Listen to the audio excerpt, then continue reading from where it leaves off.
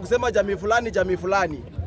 Sisi tumepanga watu wa opposition, tunasema tunataka tutoe Flakabera, nyinyi mshaanza kusema fulani hata unga fulani. Ni nani amesimama kwenye kamera akasema sitaunga Mkamba, sitaunga Mluya, ama sitaunga Mkisii, ama sitaunga kabila fulani?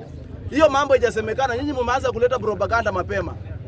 Kiongozi kama Kalonzo Musyoka anasema anataka urais. Si atoke atembee ambie wananchi nataka hivi na nataka hivi. Kama Sifuna na Linda wananchi wanatembea wakiambia wananchi tunataka tubadilishe Kenya juu ya hii na hii. Mbona Kalonzo asitoke? Mbona Matiang'i amenyamaza? Gachagua anaongea, Sifuna anaongea.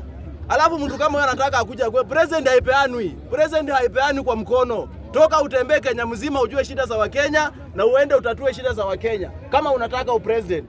Hii mambo ya Gachagua venye amesema ati akitolewa kesi, hiyo ni kitu yenye hakuna, hiyo ni just watu wananua tu, hiyo ni propaganda. Sisi kama Wakenya tunataka mtu atasaidia Mkenya wa kawaida na tunataka mtu ataongoza Kenya iende mbele.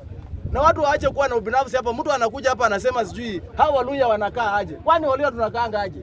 Sisi tunapiganga kiongozi ambaye tunajua ni kiongozi anaweza saidia Kenya. Tulikuwa tunapigia Raila, si ati alikuwa Mluya.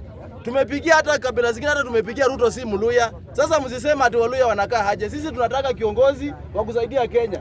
Lakini mkiwa na ubinafsi tutaenda hivyo. Na penye itafika mwenye atachukua achukue, bado siku utakuja useme nataka Waluya sijui nyinyi watu wangu, tutakwambia ng'o. Na ukisema unataka Mkamba pia atakwambia ng'o. Na itafika mahali kila mtu atakaa na jamii yake na Kenya itakaa hivyo. Kenya inafaa tuungane, tuache mambo ya ukabila kusema mimi Mluya, mimi Mkamba, mimi Mjaluo. Wewe unakuja hapo unasema sijui kile sijui nani. Mara unasema babu ndio sasa kiongozi wa governor, ndio unataka governor mwenye atakuwa kiongozi hapa. So ukisema hivyo kumaanisha wengine si viongozi. Mimi sikuji hapa kukambenia kiongozi wangu mwenye najua hawezi ongoza Kenya. Tunataka viongozi wanasaidia Kenya.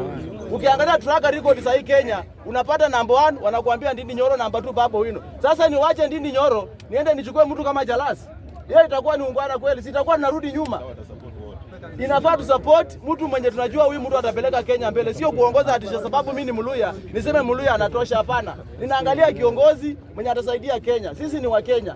Wewe ukitoka hapo ukipanda gari unapanda gari ya Mkikuyu. Ukienda hapo unaishi kwa nyumba ya Mkikuyu. Ukienda hapa biashara ya Mkikuyu ndiye anakufanyia. Alafu unasema ati tutaki kitu fulani. Uache kuwa na ukabila.